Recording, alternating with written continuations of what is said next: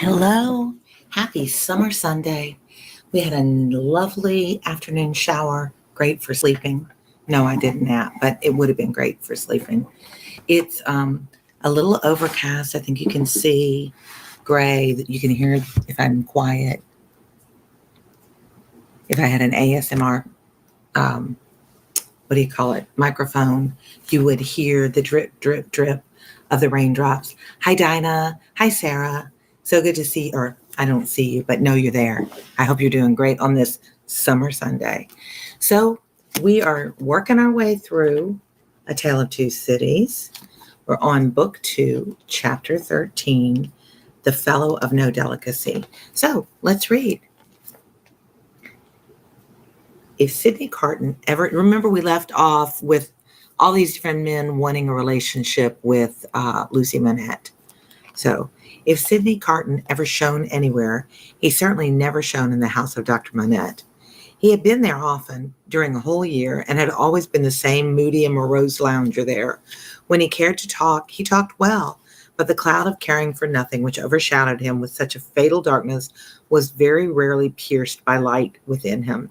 So he's a grumpy grump, and he's got some self-esteem issues and some life hasn't treated me fair issues. And so even though he's a regular there at the Manette's home, he hasn't really been charming or shown off his character at all.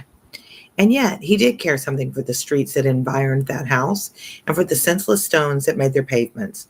Many a night he vaguely and happily wandered there, when wine had brought no transitory gladness to him. Many a dreary daybreak revealed his solitary figure lingering there, and still lingering there when the first beams of the sun brought into strong relief removed beauties of architecture and spires of churches and lofty buildings, as perhaps a quiet time brought some sense of better things, else forgotten and unattainable, into his mind. Of late, the neglected bed in the temple court had known him more scantily than ever, and often when he had thrown himself upon it no longer than a few minutes, he got up again and haunted that neighborhood. So very, very much in the Gothic tradition, he sounds like a stalker to us. You know, he's never at home. He goes over to visits and then just wanders the neighborhood where she lives. So we're getting some hint that he is certainly attracted to the Manette home. And one would assume from the context of all the other men falling in love with Lucy that he's probably also falling in love with her. But he's not saying, he's not reaching out to anyone as the other two suitors did. He's just hanging out there and wanting to be presumably close to her. On a day in August when Mr. Stryver, after notifying to his jackal, remember that they were the jackal before in the other chapter, that he had thought it better of that marrying matter, so that Stryver had decided not to marry her when he kind of felt like she might refuse him, had carried his delicacy into Devonshire, and when the sight and scent of flowers in the city streets had some waifs of goodness in them, for the worst, of health for the sickliest, and of youth for the oldest, Sidney's feet still trod those stones. From being irresolute and purposeless, his feet became animated by an intention, and in the working out of that intention, they took him to the doctor's door. He was shown upstairs and found Lucy at her work, alone. She had never been quite at her ease with him, and received him with some little embarrassment as he seated himself near her table. But looking up at his face in the interchange of the first few commonplaces, she observed a change in it. "I fear you're not well, Mr. Carton." "No, but the life I lead, Miss Manette, is not conducive to health. What is to be expected of or by such profligates? Is it not, forgive me, I have begun the question on my lips, a pity to live no better life? God knows it is a shame. Then why not change it?" Looking gently at him again, she was surprised and saddened to see that there were tears in his eyes. There were tears in his voice, too, as he answered, "It is too late for that. I shall never be better than I am. I shall sink lower and be worse." He leaned an elbow on her table and covered his eyes with his hand. The table trembled in the silence that followed. So he leans down and cries, and the table's, I know that because the table's shaking. I don't know that because it was said explicitly, but he's hair, like if I put my elbow on the table that the laptop's on and I'm crying, you see how it shakes. That's what's happening. She had never seen him soften in with such distress. He knew her to be so without looking at her and said, "Pray forgive me, Miss Manette. I break down before the knowledge of what I want to say to you. Will you hear me? If it will do you any good, Mr. Carton, if it would make you happier, it would make me very glad. God bless you for your sweet compassion." He unshaded his face after a little while and spoke steadily. "Don't be afraid to hear me. Don't shrink from anything I say. I am like one who died young. All my life might have been.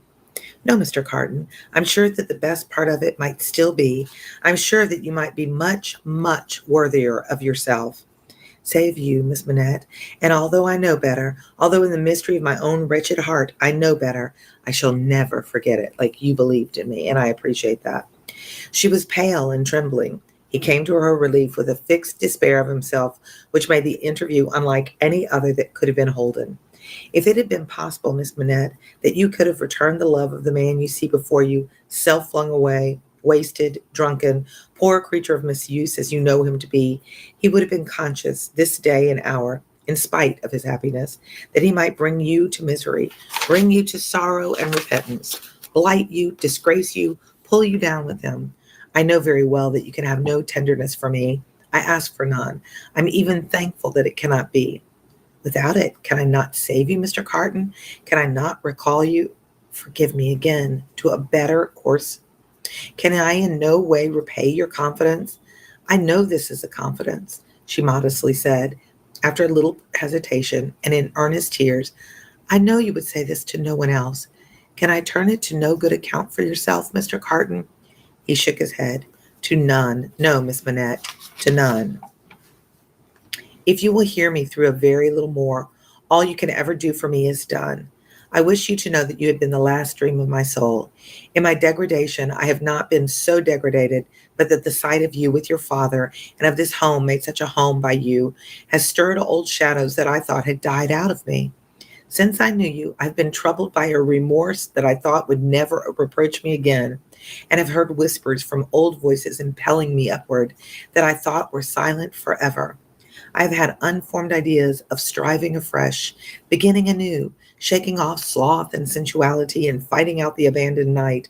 A dream, all a dream, that ends in nothing and leaves the sleeper when he lay down. But I wish you to know that you inspired it. Will nothing of it remain? Oh, Mr. Carton, think again. Try again. No, Miss Manette, all through it I have known myself to be quite undeserving, and yet I've had the weakness, and have still the weakness, to wish you to know that with a sudden mastery you kindled me, heap of ash that I am, into fire, a fire, however, inseparable in its nature from myself, quickening nothing, lighting nothing, doing no service, idly burning away." So, hi, Logan. Well, that's good to know. That this is helpful for you for school. So it's your summer read. Yay. But I hope I have it done in time for school because it's quite long and I'm quite slow at getting through it. I've got in this edition, this publication, it is 345 pages and I'm on page 137. So hopefully I'll have it done for you by the time you're ready to go back to school. But basically, Mr. Carton is just saying, I'd given up on life. I met you. You really made me happy. You made me think that maybe I could be a better man, but I know it's not true. And she keeps saying, "Are you sure? Are you sure it's not true? There's not anything you could do?" No, Miss Manette, all through it. And I read that. "Since it is my misfortune, Mr. Carton, to have made you more unhappy than you were before you knew me." "Don't say that, Miss Manette, for you have reclaimed me, if anything could. You will not be the cause of my becoming worse. Since the state of your mind that you describe is, at all events, attributable to some influence of mine, this is what I mean. If I can make it plain, can I use no influence to serve you? Have I no power for good with you at all? The utmost power, the utmost good that I am capable of now, Miss Manette, I have come here to realize. Let me carry through the rest of my misdirected life the remembrance that I opened my heart to you last of all the world, and that there was something left in me at this time which you could deplore and pity, which I entreated you to believe again and again, most fervently, with all my heart, was capable of better things, Mr. Carton. Entreat me to believe it no more, Miss Manette. I have proved myself and I know better. I've tested myself and I know better. I distress you. I draw fast to an end. Will you let me believe, when I recall this day, that the last confidence of my life was reposed in your pure and innocent breast, and that it lies there alone and will be shared by no one? You won't tell anybody that I ask you about this, right? You'll keep it a secret. She says, if that will be a consolation to you, yes. Not even by the dearest one ever to be known to you. Mr. Carton, she answered with an agitated pause, the secret is yours, not mine. And again, God bless you. Oh, and I promise to respect it, she says. He says, thank you. And again, God bless you. He put her hand to his lips and moved towards the door. Be under no apprehension, Miss Manette, of my ever resuming this conversation by so much as a passing word. I will never refer to it again. If I were dead, that could not be surer than it is henceforth. In the hour of my death, I shall hold sacred the one good remembrance, and shall thank and bless you for it, that my last avowal of myself was made to you, and that my name and faults and miseries were gently carried in your heart. May it otherwise be light and happy. This is such classic romantic literature writing. It's very Gothic, right? It's very dramatic. It's very passive aggressive, honestly. Oh, Miss Manette, you're the only one I love. Don't tell anyone. I'm not asking anything from you. I just needed to confess to you that if there was anyone who could have made me a better person, it was you. There's this whole idea in romantic literature that nature or love or that chemistry between two people is the overpowering energy in life, more so than intellectual common sense, more so than reason. It's all about, that love and that emotion and that energy of nature and of life, and that humans are more animalistic. And so this is, very interesting compared to how we think today. Like, he's basically saying, oh, I love you, but I'm not going to tell you I love you because you can't possibly love me in return. Awkward, right? He was so unlike what he had ever shown himself to be, and it was so sad to think how much he had thrown away and how much he every day kept down and perverted, that Lucy Manette wept mournfully as he stood looking back to her. Be comforted, he said. I'm not worth such feeling, Miss Manette. An hour or two hence, and the low companions and low habits that I scorn but yield to will render me less worth such tears as those than any wretch who creeps along the streets. Be comforted, but within myself I shall always be towards you what I am now, though outwardly I shall be what you have heretofore seen me. Like, I'm a drunk, I'm not a good guy, but I want to be better because of my love for you. This is what he's saying to her. The last supplication, but one I make to you, is that you will believe this of me. I will, Mr. Carton. My last supplication, a supplication is favor to ask you. Of all this, and with it, I will relieve you of a visitor with whom I well know you have nothing in unison, and between whom and you there is an impassable space. It is useless to say it, I know, but it arises out of my soul. For you and for any dear to you, I would do anything. If my career were of that better kind, that there was any opportunity or capacity of sacrifice in it, I would embrace any sacrifice for you and for those dear to you.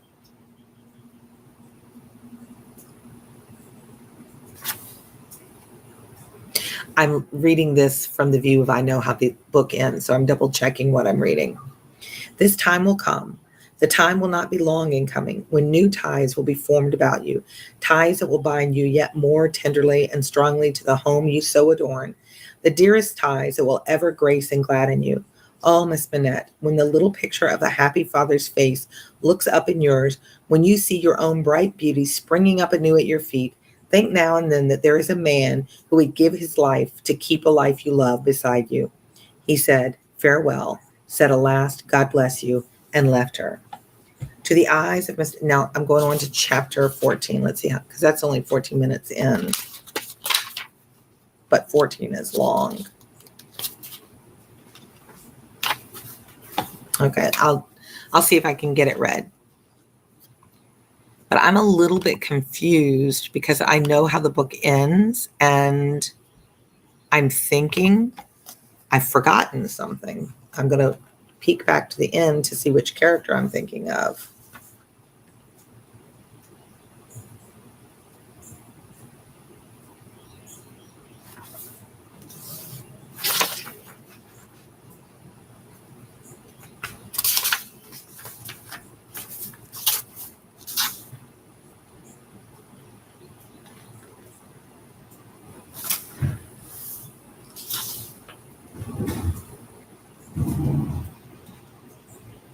Okay. I had it wrong in my mind. So we had a lot of foreshadowing there. So Sidney Carton has just given up on himself. He thinks that, he's got this addiction to drugs and to uh, prostitutes and just his low life, that he can never be a good person. And so he says to her, I just want you to know, if there was ever a good person, if there was ever anybody that could have redeemed me, it was you. But I accept that I'm going to always be held captive to these vices of mine. And keep that your secret. Don't tell anybody, but just know, whoever you love, I will always guard and protect you and those that you love. I'll always be there, and I will lay down my life for you if needs be. My love for you is very true, but I know even if you return your love for me, I wouldn't be a good partner, because I have these vices. I have this addiction to drinking and partying, and I can't clean myself up. I can't be a better man. All right, chapter 14, The Honest Tradesman. And that is at, I don't know what minute we're at, 1633. So, Dinah, if you hear this later, I know you're really good about marking it, and I'm terrible at it. So if you think about it, 1633. To the eyes of Mr. Jeremiah Cruncher, sitting on his stool in Fleet Street with his grisly urchin beside him, a vast number and variety of objects in movement were every day presented. Who could sit upon anything in Fleet Street during the busy hours of the day and not be dazed and deafened by two immense processions, one ever tending westward with the sun, the other ever tending eastward from the sun, both ever tending to the plains beyond the range of red and purple where the sun goes down? With his straw in his mouth, Mr. Cruncher, remember Mr. Cruncher is the man that was so difficult to his wife, and had the muddy boots, and his young son goes with him everywhere, and he cusses his wife out for praying, and he works as a messenger for the bank, and he has some secret nighttime job that we don't know what it is at this point. With his straw in his mouth, Mr. Cruncher sat watching the two streams like the heathen rustic who has for several centuries been on duty watching one stream, saving that Jerry had no expectation of their ever running dry, nor would it have been an exception of a hopeful kind, since a small part of his income was derived from the pilotage of timid women, mostly of a full habit and past the middle term of life. From Tellson's side of the tides to the opposite shore, brief as such companionship was in every separate instance, Mr. Cruncher never failed to become so interested in the lady as to express a strong desire to have the honor of drinking her very good health, and it was from the gifts bestowed upon him towards the execution of his benevolent purpose that he recruited finances as just now observed. Time was when a poet sat upon a stool in a public place and mused in the sight of men. Cyborg Chick, hi. I love the names people have for their accounts.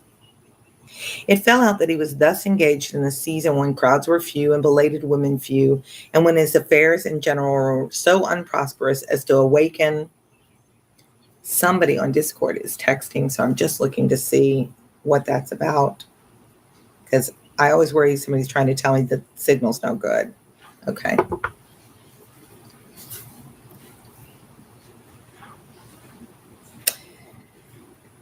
It fell out that he was thus engaged in a season when crowds were few and belated women few, and when his affairs in general were so unprosperous as to awaken a strong suspicion in his breast that Mrs. Cruncher must have been flopping in some pointed manner when an unusual concourse pouring down Fleet Street westward attracted his attention.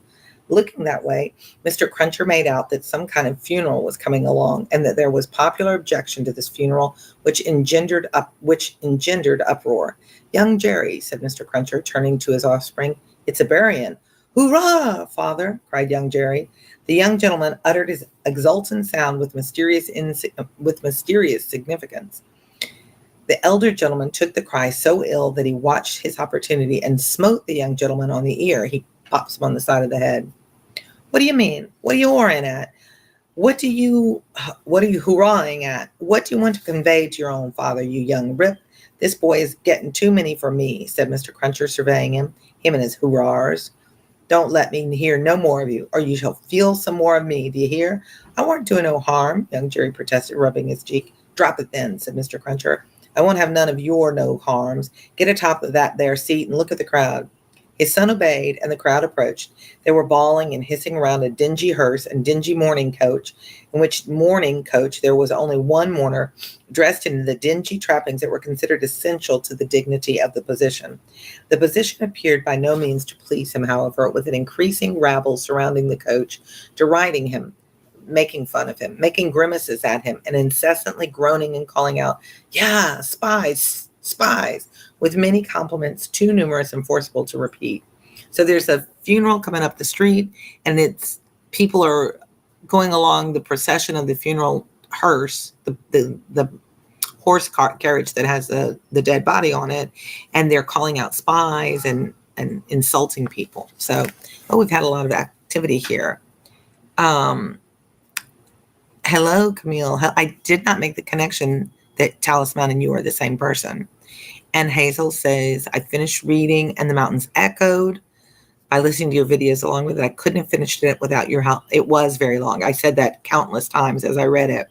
Hope your weekend's going well. Thank you. It is. And I did enjoy this story, even though it took me, I think it would have benefited with a little bit of editing, but maybe I missed something. And if I went back and read it again, I would learn from that. So yes, we have a lot of Hosseini fans. Those are probably my most watched videos. And Hazel, we do have discussion that we can have on Discord about Hosseini, because as I said, it's my most read book. Or I have 3 books of his. I have 3 books of his: Kite Runner, A Thousand Splendid Suns, and the Mountains that Roared or Echoed. I always forget which one it is. I think it's Roared. So we've got this funeral procession coming, and we're trying to figure out why everybody's so angry. Was he a spy? Asked Mr. Cruncher. Old Bailey spy, returned his informant. Yeah, Old Bailey spies. Why, to be sure, explained Jerry, recalling the trial at which he had assisted. I've seen him. Dead, is he? Dead as mutton, returned the other, and can't be too dead. Have 'em out there. Spies. Pull 'em out there. Spies. The idea was so unacceptable in the prevalent absence of any idea that the crowd caught it up with eagerness and loudly repeating the suggestion to have 'em out and to pull 'em out, mobbed the 2 vehicles so closely that they came to a stop, and on the crowd's opening the coach doors, the one mourner scuffled out of himself and was in their hands for a moment, but he was so alert and made such a good use of his time that in another moment he was scouring away up a by-street after shedding his cloak, hat, long hat band, white pocket handkerchief, and other symbolic tears. These the people tore to pieces and scattered far and wide with great enjoyment, while the tradesmen hurriedly shut up their shops, for a crowd in those times stopped at nothing and was a monster much dreaded. The tradesmen shut the stores because they were afraid the angry mob would come in and destroy their store. They had already got the length of opening the hearse to take the coffin out when some brighter genius proposed instead its being escorted to its destination amidst general rejoicing. So this poor dead body everybody's happy he's dead because he was a spy. Practical suggestions being much needed, this suggestion too was received with acclamation, and the coach was immediately filled with 8 inside and a dozen out, while as many people got on the roof of the hearse as could by any exercise of ingenuity stick upon it. Among the first of these volunteers was Jerry Cruncher himself, who modestly concealed his spiky head from the observation of Tellson's in the further corner of the mourning coach.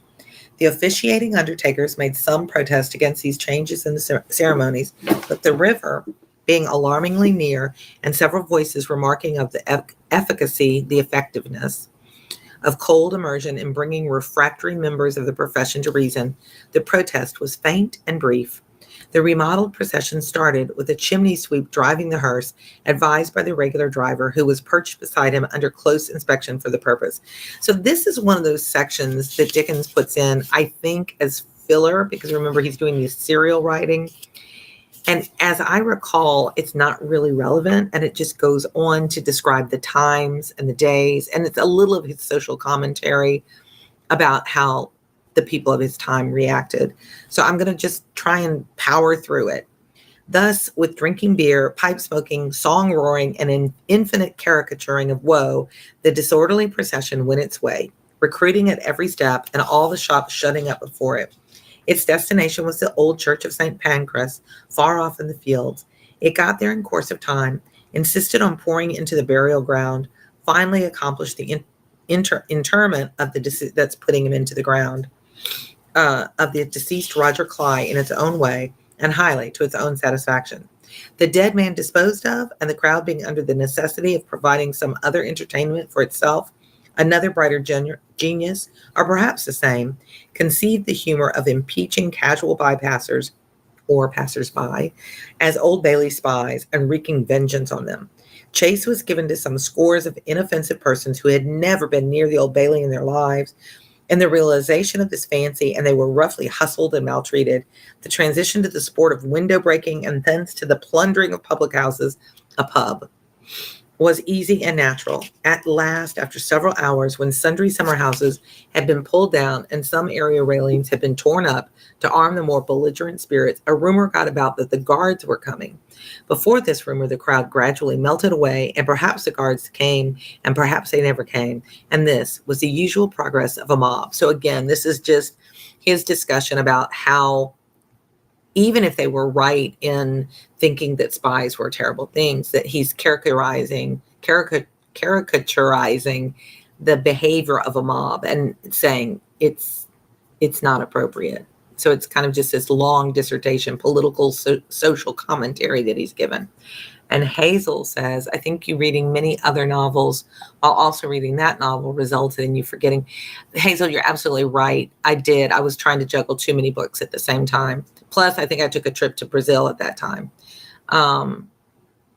So I think if I'd read it separately, but I still think I would rank it third of the three that I've read. I would rank them A Thousand Splendid Suns, Kite Runner, and then Mountains. But there are some absolutely beautiful pieces of human commentary in that story. And I love the relationships of love. And it's such an examination of the impact of war and dysfunctional homes and diverse characters. What it is to be gay in a society where you can't be gay, what it is to be a woman in a society that's patriarchal. It really examines some deep themes very beautifully and very tenderly. So I did enjoy the story, but I think that's a good observation on your part, Hazel.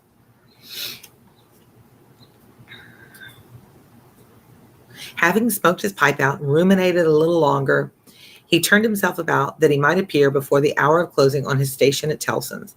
Whether his meditations on mortality had touched his liver, or whether his general health had been previously at all amiss, or whether he desired to show a little attention to an eminent man, is not so much to the purpose as that he made a short call upon his medical advisor, a distinguished surgeon, on his way back. Young Jerry relieved his father with dutiful interest and reported no job in his absence. The bank closed, the ancient clerks came out, the usual watch was set, and Mr. Cruncher and his son went home to tea. Now I tell you where it is, said Mr. Cruncher to his wife on entering. If, as an honest tradesman, my ventures goes wrong tonight, I shall make sure that you've been praying against me, and I shall work you for it the same as I seen you do it.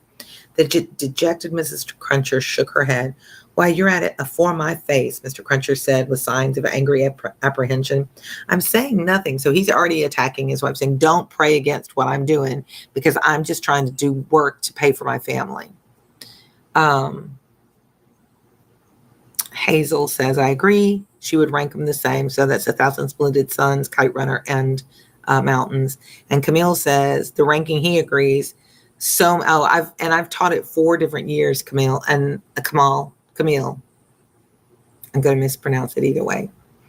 And there's always something new I discover about A Thousand Splendid Suns. I love the women I love Layla and Mariam in that story.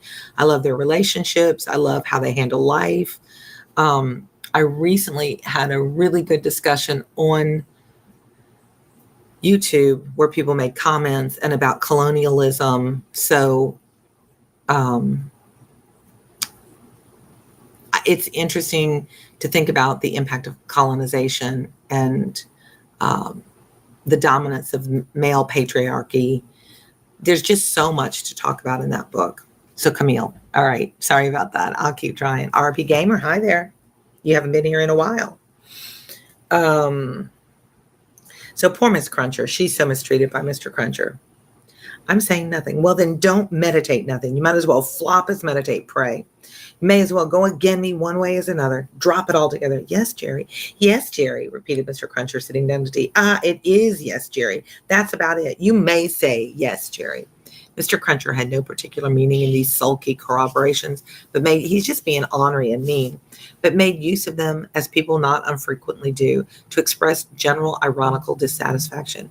You and your yes, Jerry, said Mr. Cruncher, taking a bite out of his bread and butter and seeming to hold it down with a large invisible oyster out of his saucer. I think so. I believe you. You're going out tonight? Asked his decent wife when he took another bite. Yes, I am. May I go with you, Father? Asked his son briskly. No, you mayn't. I'm going, as your mother knows, a-fishing. That's where I'm going. Going to a-fishing.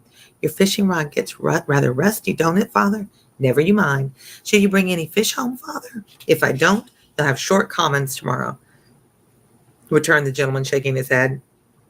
That's questions enough for you. I ain't a-going out till you've been long abed. He devoted himself during the remainder of the evening to keeping a most vigilant watch on Mrs. Cruncher and sullenly holding her in conversation that she might be prevented from meditating any petitions to his disadvantage. With this view, he urged his son to hold her in conversation also, and led the unfortunate woman a hard life by dwelling on any causes of complaint he could bring against her, rather than he would leave her for a moment to her own reflections. The devoutest person could have rendered no greater homage to the efficacy of an honest prayer than he did in his distrust of his wife. It was as if a professed unbeliever in ghosts should be frightened by a ghost story. And mind you, said Mr. Cruncher, no games tomorrow. If I, as an honest tradesman, succeeded in providing a jinty of meat or two, none of you're not touching it and sticking to bread. If I, as an honest tradesman, am able to provide a little beer, none of your declaring on water. When you go to Rome, do as Rome does. Rome will be an ugly customer to you if you don't. I'm your Rome, you know? Then he began grumbling again. With your flying into the face of your own victuals and drink, I don't know how scarce you may make the victuals and drink here. By your flopping tricks and your unfeeling conduct, look at your boy. He is yourn, ain't he? He's as thin as a lath. Do you call yourself a mother and not know that a mother's duty is to blow her boy out, make him fat?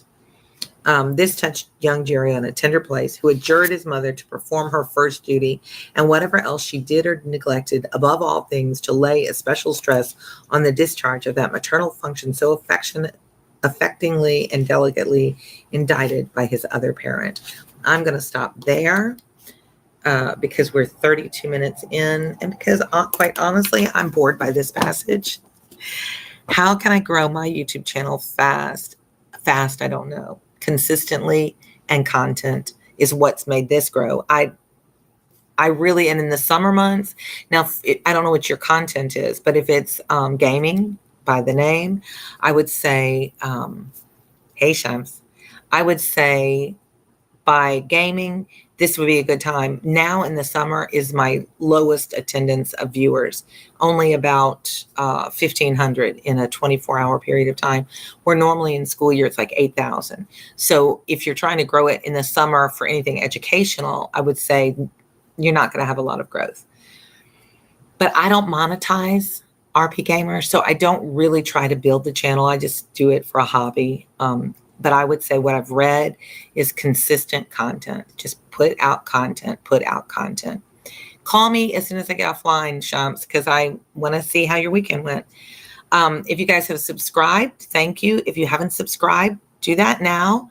We're at 12,500 subscribers, and I just like to grow so that we can know that there's people out there reading. Come join us at Discord, chat with us about the books. Camille, I'm going to mention something to you when I get back into Discord because I saw that you posted. And I hope you guys have the great rest of the week. Keep reading, and I will read to you next time. See ya.